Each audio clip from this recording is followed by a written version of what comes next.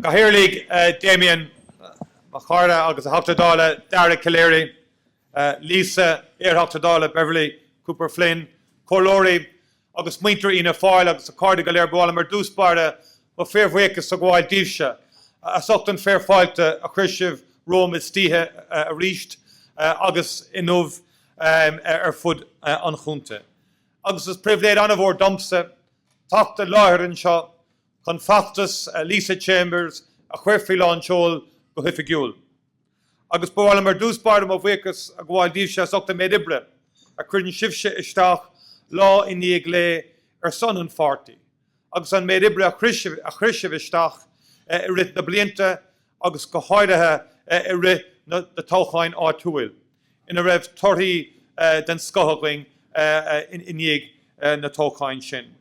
Agus tá sé fós ag tort an takiach Shin dan 40. Agus time buich díse a socht an takiach Shin. Dinam cogárigus le Lisa Choma. Is eirhoir den sco atá a gwing an seo agus tá sí le dara agus ní léon áras faoi sin. Agus thug siad ó ráid cuimseach agus inspiráidach doing enough. Agus de léirín si a sochtan méidir dúirt go bhfuil si go méid teadachar fí le aici. As seo amach chórsaí palatíochta ní hamháin an chunta an seo ach chórsaí palatíochta fud na tíre. Cogáir agus Lisa a sochtan íochta tá buinte amach go dtí seo.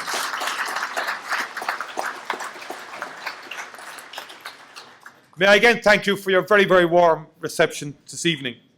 It's always very humbling for a Corkman to receive such warmth and great receptions in Mayo.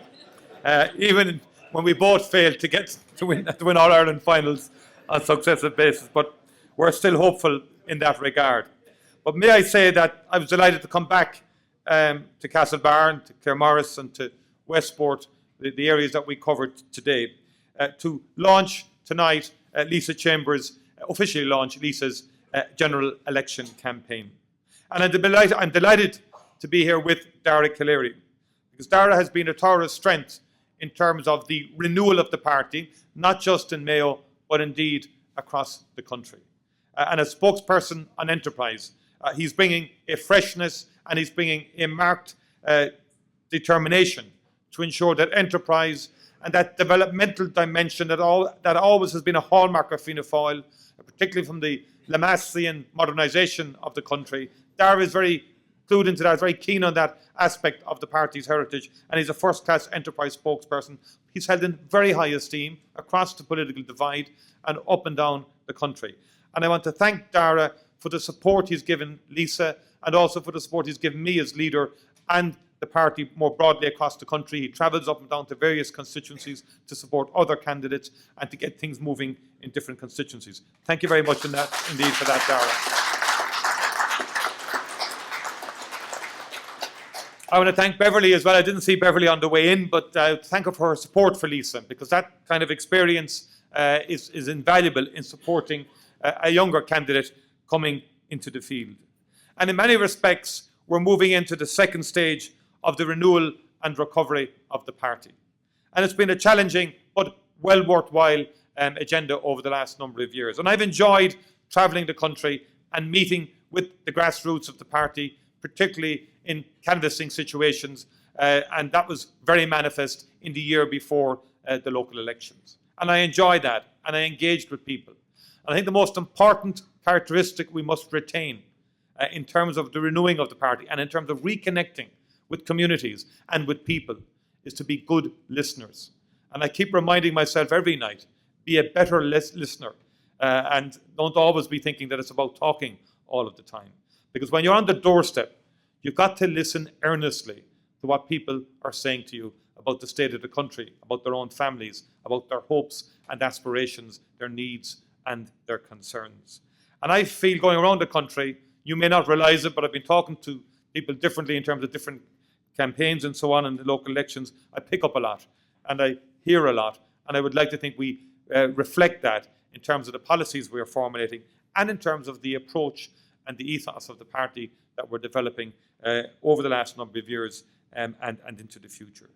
And in that respect, I want to thank you for the outstanding results we got in the local elections here in Mayo. And I felt it on my travels around prior to the local elections and during the campaign. And Darragh had been feeding me all the details, in terms of the various candidates. And I remember coming to Castlebar, there were 3 very competitive candidates there. You had Al MacDonald, of course, and Blackie Gavin. And I remember leaving Castlebar saying to myself, do you know something, Blackie must have been a great cornerback in his day. Because I never came across such a strong man marker, or maybe woman marker in my life, during the local elections on that occasion.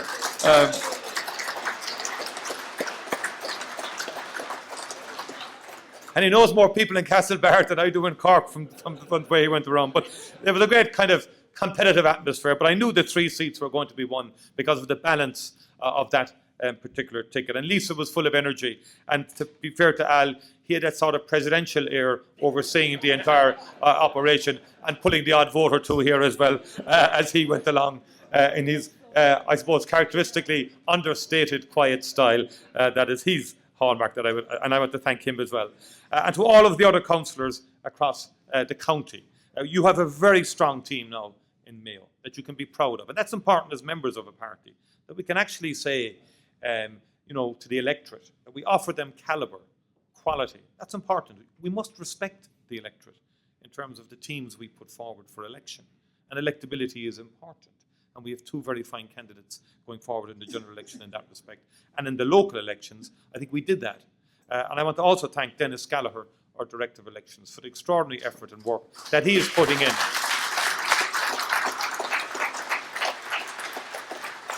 And I know the motivation of Dennis. It goes to every sinew in his body. It's a DNA thing, if I may say so, Dennis.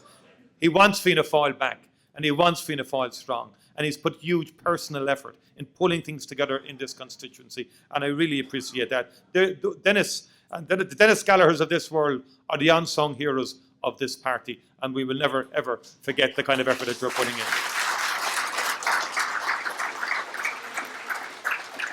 And talking about local elections and being in Westport again today, many people saying to us, what an awful pity that the urban district councils and town councils were abolished. What a wrong decision that was, and in terms of holding back towns that had been progressing very well here in Ballina and Westport and elsewhere across the country. And we are committed to restoring those town councils after the next general election. And I tell you why. I go into schools and I address students. In Sligo last week, we did about 4 or 5 schools. And my message is very consistent and has been for a long time. We say to young people, we want you to get involved in politics. We want you to be involved in your community. We want you to have a degree of civic spirit, of sharing your talents with others and for the benefit of your community. And the urban district councils were the very basic tier that was at the heart of the community. And why were people on the town council? To advance and to help their community move on and move forward. It was the very essence of Republican thinking and Republican philosophy. Civic participation, fraternity. That's what the town councils represented. And as a Republican Party, we must be committed always to ensuring that people participate in our country's affairs, participate in our democracies, and town councils were a very effective way, in my view, of doing that.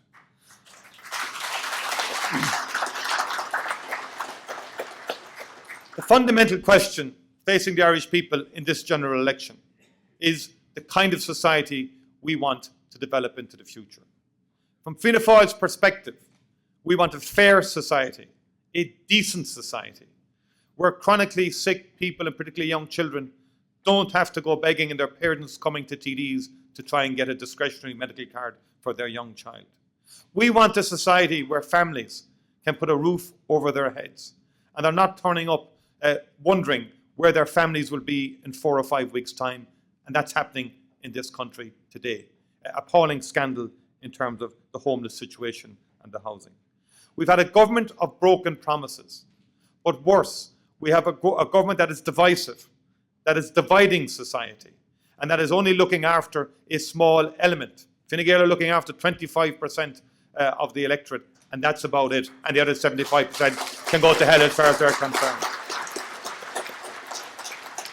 We need a new government that will bring about a fairer and more evenly based recovery to this country. That's the fundamental point that we must drive home. And on the doorsteps, people are saying to me that they want a new government, that they want this government out. That's a familiar refrain on the doorstep up and down the country. Because what we've been experiencing is a two-tiered recovery. And there are many families who say to us, particularly young families with children who may be in negative equity or who have huge spiraling costs in childcare, they're working very hard from Monday to Friday, maybe longer. And at the end of the week, they don't see the reward for it. And they're really anxious and frustrated. And they don't feel the economic recovery. At a regional level, there's huge imbalance now in terms of how the country is developing. Dublin now represents 42% of the GDP of Ireland. If you compare that to the United Kingdom, London only represents 20% of GDP of the UK. We're outliers in terms of the proportion of GDP that resides in the capital in comparison to any other European country. We have to redress that economic imbalance, and we have to bring economic development back to the regions to give opportunities to the people of this county and up and down the western seaboard. And Fianna Fáil get that, and we are committed to redressing that balance. That's why over the years we decentralised government departments to Mayo and to other counties. Now, we did it I think in a more effective way than a big bang solution that was touted some years later.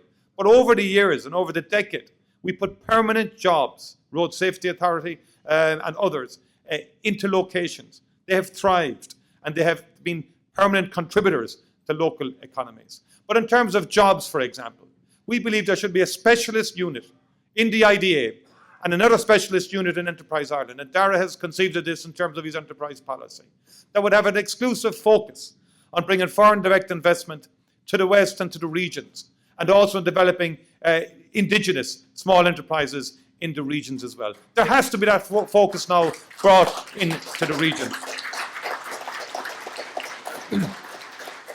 And from my own experience in enterprise, I've been to Baxter and I've been to Allergan and I've been to the big industries here in County Mayo. This county is well capable of taking the very best of life science companies, technology companies. They've proven it, you have proven it in the past in terms of the quality companies that have come in here, in terms of the manufacture of Coca-Cola concentrate, or in terms of Botox, which is the most multi-used drug in the world, or substance in the world, for the benefit of mankind, not just in terms of what it does to the face and the skin. There are many other applications, believe me. I haven't time to go into all of them this evening, but they're very positive in terms of, genuinely, in terms of medical conditions and so on. And it's world class.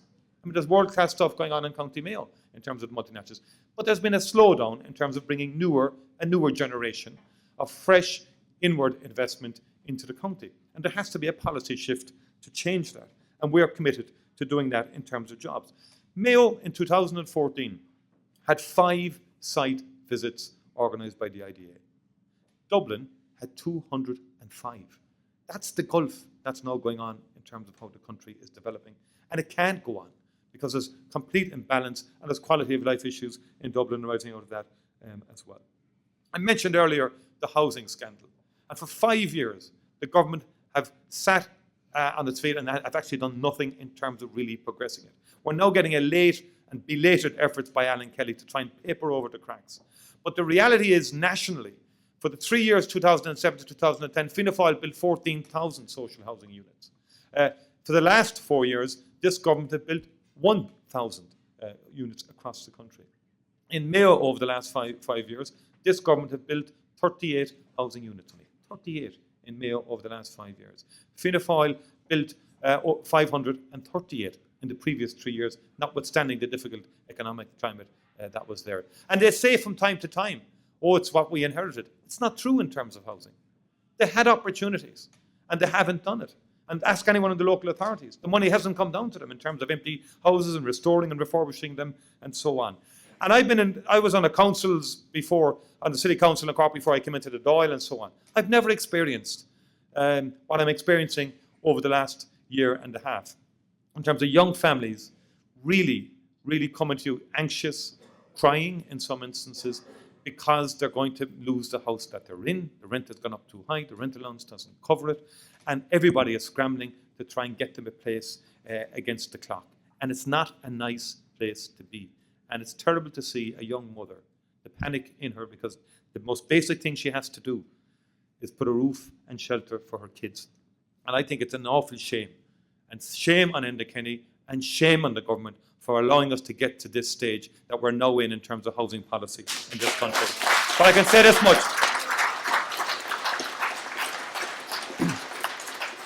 I can say this much. It's in our DNA to solve problems like that. In the 1930s, the largest the largest social housing program ever developed in Europe was developed by Fianna Fáil governments. And we cleared the slums in the cities and we built houses across the length and breadth of the country and we gave people decent housing. And we will do it again in government. The health services have been allowed to develop into a chaotic situation. There's been a deliberate underfunding of health over the last 3 to 4 years. And every year we've got a false and dishonest budget and presentation of the health estimate, lacking complete transparency. James Riley made a complete mess of it. They said they were bringing in universal health insurance. I was in the debates with Enda, I'll always remember them. He had this kind of mantra learned off by heart. We're following the Dutch model, he said. Money follows the patient. And then he'd run out of things to say and we know what it meant. He didn't know himself. And now, 5 years on, they're saying, we'll do it in another 5 years.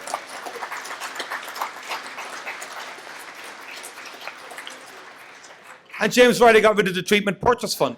We brought it in 2002. We brought waiting times for adults for most elective procedures down to 6 months and for children down to 3 months. That's what we did achieve through the treatment purchase fund, which had an exclusive focus on waiting times. James Riley mothballs that. And what happens? They're now claiming that if we can get waiting lists down to 12 months, it'll be a great achievement. They changed the goalposts. It's 12 months. It's 18 months for outpatient treatments. And they're going through the roof. And what's worse, when Leo Varadkar came in, he was warned about all of this in the briefing notes that his civil servants gave him. And what happened? They deliberately underprovided.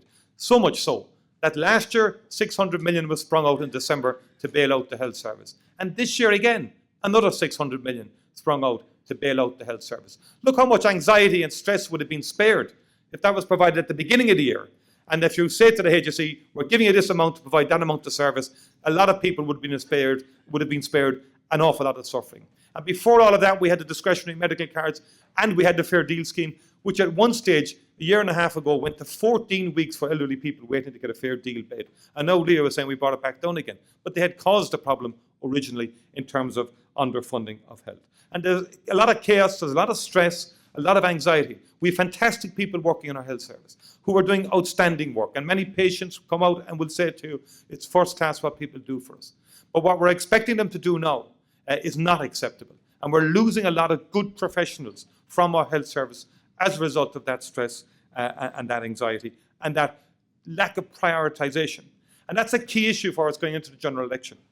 Because Fianna Fáil is saying very clearly, in terms of our prioritisation, that these are basic necessities of life that we have to prioritise in terms of resource allocation and in terms of saying we're going to make sure that people will get access to health services, get housing, and get access to education as well. That's where we stand in terms of the debate coming into the next general election. And on education, and Lisa was right to point out our experience to date, this government did some very unfair things. Disadvantaged rural schools. Actually, disadvantaged rural schools in terms of the pupil-teacher ratio. When I was Minister for Education and my successors after that, we prided ourselves in looking after rural schools. We got the sense of community ethos that underpinned rural schools, how important it was in communities. They're the heartbeat of our communities. And there's a great sense of community around them. And this government pulled back and made it more difficult for them to get an extra teacher or to retain the teachers that they have. Now, they've partially restored the cut, but they haven't restored it fully. We commit to doing that after the next general election. And it's a bottom line for us that local rural schools based on their communities are looked after, celebrated, and enhanced as part of education policy. And in addition to that, special needs education in terms of SNAs and in terms of resource teaching hours need stronger support than they're getting from the government. And many parents, and I meet them on a continual basis, of children with special needs are very angry and frustrated at the battles they still have to fight to get what their children deserve. Now, in terms of access to therapies, this government have had a hands-off approach. And the HSE have been promoting a policy called Progressing Disability. Bottom line, nothing's happening. And many children with special needs do not get access to a child or speech and language therapist, physiotherapist, or OT. And what we are proposing in our manifesto will be to change how we do it and change the model. And in the education department, through education, that we will place those therapists on school campuses where children will have access to them along with their teachers, and that we will have multidisciplinary teams working in education on the classrooms to once and for all give a comprehensive service on time and when children need treatment and work in terms of therapies, because it's gone on for too long in terms of the degree to which they are deprived. And these are key parts of our agenda. In terms of postgraduate education, this government abolished, incredibly, the grants for postgraduate students doing the MAs or doing the PhDs. Now, everybody talks about the knowledge society, about the need to go up another gear as a country, and the need to make sure that students get those opportunities. Many students now from income-challenged households, poorer households, will not be able to do the postgraduates as a result of this government decision. Fianna Fáil over the last decade transformed the research landscape in this country through PRTLI, Investment in Third Level Education, and Science Foundation Ireland. And we are dismayed at the government's lack of commitment to postgraduate students. And we're going to restore those grants and make it a bottom line in terms of after the next general election going into government. And in addition to that, the scandal of taking out guidance counsellors from every second level school. Young people at their most vulnerable age. The great thing about a career and guidance counsellor, there was never any stigma attached to a student going into a school and meeting that counsellor. And we talk about mental health and the challenges that young people face. With one swoop in the budget 3 years ago, Rory Quinn decided that the ex-quota position for career and guidance counsellors was to be wiped out in every second level school in Ireland.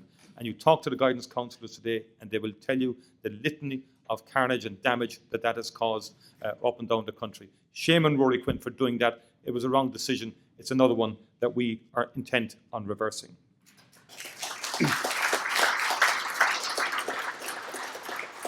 As I travel around the country, and this county, I was in Sligo for 2 days last week, crime is emerging as a very big issue. And it's interesting when you knock on doors now, the shuffle to the door, the people looking out windows, the caution now. I didn't experience that 5 years ago canvassing or ever before, and the opening of the locks. People are afraid in their homes in Ireland. And one of the most fundamental obligations of the state is to give security to people in their homesteads. They don't feel that security right now. Burglary in Mayo is up 23%, a shocking high figure. And it's something that's been replicated across the country. Now, Niall Collins is travelling the country, hosting meetings on it and listening to people and developing his policy as well. But again, it is not unacceptable. And there's a sort of a chaotic approach to it. I keep mentioning the word chaos, as you've noticed, because it's a favourite word of Enda Kenny. Because his election platform is, he says, you must have stability or chaos. I actually agree with him. Because what we're saying to the Irish people, yes, we want to end the chaos that's happening right now in Ireland, in terms of health, in terms of homelessness, in terms of crime, in terms of the debacle that Irish water represents and the enormous waste of money and the 13 U-turns, a chaotic policy implementation if you ever had one. And we want to end that. And I also want to say, and I'm in Mayo and I'm in Castlebar, and already, Enda does the ducking and diving, as we know. He's been missing for 5 years. He's now getting opportunities. RT are facilitating him every now and again, 12 minutes on the weekend politics, and he kind of sneaks onto the 9 o'clock news, hoping no one will ask him a hard question on budget night. He lets out the Fennelly report 20 minutes before 6 o'clock. It's hundreds and hundreds of pages. Poor Brian Dobson isn't going to read it before 6 o'clock. And then that's the end of it. He's answering no more questions in the Dáil or anywhere else. And I get the feeling there won't be a two-way debate. He doesn't want one. I do. And I'm challenging him to a two-way debate. And what I'd say to him is that, and I'm prepared to do one-to-one with Jerry Adams, and because I think it's important. I think we all going forward, And we talk to young people again in universities and institutes like that. The very basic thing in politics, if you believe you want to be leader, if you believe you have ideas, for God's sake, you should be capable of debating them and discussing them and getting involved in debate. Not running away for strategic or tactical reasons. But I tell you what I'll do. I'll throw open the Taoiseach. He can get Michael Ring to chair the debate in Castlebar at a Fine Gael meeting, and I'll come down and I'll debate with Enda Kenny on those circumstances. I don't mind. I'll do it anyway.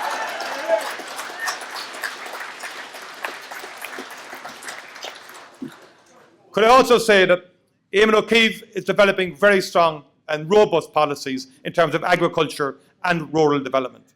And as a government we believe that the government department involving community, Gaeltacht and rural affairs should be brought back. This government got rid of it. And by getting rid of it, it took away a voice at the cabinet table for issues pertaining to community and rural affairs. And Eamon O'Keefe was outstanding in that area and did many great initiatives as Minister, developing a whole range of policies across the board. And when you look at what happened in the LEADER programme, 40% cut nationally in LEADER, 9 million cut in Mayo alone. Incredible. Something that was really developing local enterprise, local initiative. And they also got rid of the autonomy, because Phil Hogan didn't like the idea that we had autonomous bodies like LEADER who came forward with initiatives. And sometimes politicians have to let go. And LEADER might have irked some politicians in terms of some projects and all that, but tough.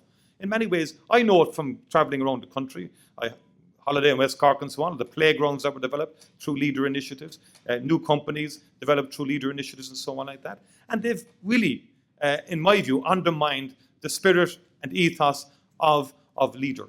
And LEADER has done many fine projects, youth services and so on. They now no longer have that capacity because the funding has been dramatically cut. And that's an example of a government out of touch, of a Dublin-centric government that doesn't get the necessity for enablers like LEADER and other projects that can bring dynamism and enterprise to rural Ireland.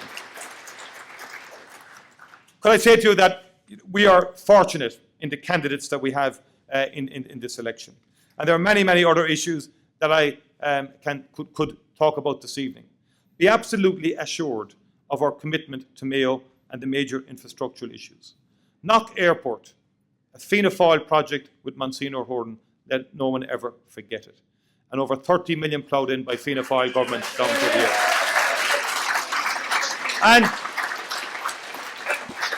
And there never was any equivocation about it either. And Enda's been dragged kicking and screaming to try and find a way to provide the necessary funding that Knock Airport needs now in terms of its ongoing development. And Dara has been very strong in bringing me down there to meet the people. The Green Rail project, a fantastic tourism project which the rest of the country wants to emulate. I'm getting deputations all over the country in this, and you know the Green one up in Mayo? That's a Fianna Fáil project, don't forget that either. And we developed that in this county. But we now have the candidates. And the important thing for us is this. We have to win 2 seats in Mayo in the next general election. We have 2 fantastic candidates in Dara and in Lisa. And in Lisa, I think in her speech, she outlined her journey into politics and also her ambition and her sense of what she wants to do in terms of issues and in terms of her native county. And you know, if she can stand with the Mayo jersey in a sea of blue in Hill 16, she's capable of achieving anything in terms of politics in the years ahead. But I also think Lisa represents a new generation in Irish politics. And I was asked after the general election 2011 by Harry McGee of the Irish Times, you know, what's your ambition? What do you want to do with the party? And many commentators don't get it. They keep thinking about seats and government and all of that. And my party, my grandparents were Fianna Fáil. They were, fought in the War of Independence, a Cumann man woman, and a member of the Galtee Brigade, involved in the Knock Lango and Bush and Sean Hogan, anti-treatyites in the Civil War, lame lynch people from East Cork. That's the stable from which I was born. And the reason I was anxious to become leader and to develop the party was I believe in what this party stands for, what its origins were all about under the leadership of Eamon de Valera. But our job, and my job being the generation that I am of, is to make sure that we pass on the torch and that we make sure that there's a new generation coming up. And I said to Harry McGee, I want to see new candidates, I want to see new TDs after the next general election, alongside the existing TDs that we have. That's the agenda I have set in terms of the renewal of the party.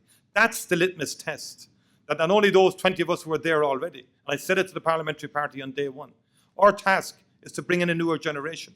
And Lisa represents that new generation. That when people like Lisa is elected to Dáil Éireann, we know we have recovered the party and renewed the party. And in many ways, her journey in life to date represents what we were about as a party. We were the aspiring working class in the cities. We were in many days, in the olden days, the rural labourers and the small farmers, the family farms later as they grew and developed and into productive farmers. And in many ways, her journey is the personification of the Fianna Fáil principle of advancement on merit, of creating equality of opportunity through education. Her own journey, in many ways, is the personification of the Donoghue-O'Malley ideal, of opening up second-level education and making it free, of Paddy Hillary and subsequent ministers for education who opened up institutes of technology and universities, and Fianna Fáil over the last 15 years dramatically increasing participation rates in universities and making sure that people got on in life and had the means and the wherewithal, irrespective of background, irrespective of circumstance, to get on merit in a Republican way. And Lisa, in my view, represents that philosophy in a powerful way. And in addition to that, she's a community activist and strongly works in her local community. And was a member of the FCA, as well, I call it that. That's what we used to call it as young people. That reflects my different generation there, as you'll see, and so on. But in many ways, a person connected to a local community. And in her principles, ideas about the self-employed, anxious that the self-employed and the entrepreneur would be given a strong focus in terms of policy development, creating opportunities for people in Mayo and better health services, as she articulated earlier.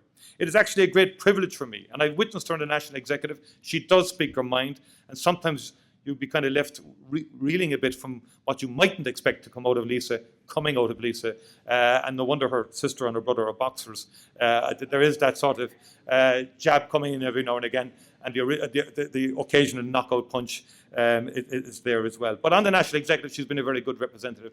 And her councillors have said to me, her peers have privately said to me that she's doing extremely well on the council, created her own persona, strong-willed, determined. And I think we have a great candidate to join Dara on this ticket. And I think, I'm very optimistic, but it will need your efforts and your determination to knock on every single door in Mayo to get Dara and Lisa elected. We can win it. We have done our research. There's a challenge to be overcome. This is the best ticket that can win 2 seats for Fianna Fáil on this occasion. And we need every single person in the party to unite behind the team, to give it every effort you can. Talk to your families, talk to your friends, talk to young people who can be influenced and who will be influenced if we engage with them. Hard work wins. It's not just about presentation, and leaflets and postering. In all walks of life, hard work wins. It is always 95% perspiration, or 99% and 1% inspiration that wins the match, that wins an election campaign. I'm a firm believer in it. I know Lisa's going to work extremely hard. You've turned out in great numbers for the launch of our campaign this evening. I salute you in that. But let this be the beginning of your resolve to do more than just come to this particular meeting, but to go out of here tonight imbued with a spirit and a determination to say that we're going to elect Lisa Chambers along with Dara Calleary in the next general election and return 2 seats for Fianna Fáil in County Mayo. And that's the answer, and that's what we'll be looking for in election night. Thank you very much indeed.